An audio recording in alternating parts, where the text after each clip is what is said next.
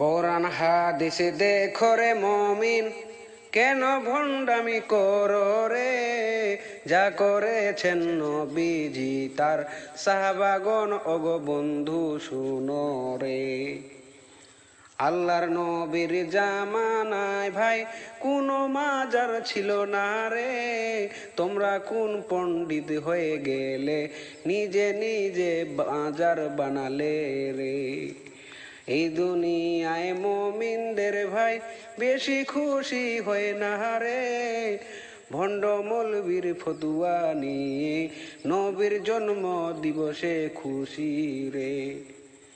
তোমার ছেলের জীবন থেকে একটা বছর চলে যায় যদি রে, তার জন্য তুমি করবে আফসোস, করবে না তুমি খুশি আনন্দ রে। আরে ইসলাম ভাই রে কোন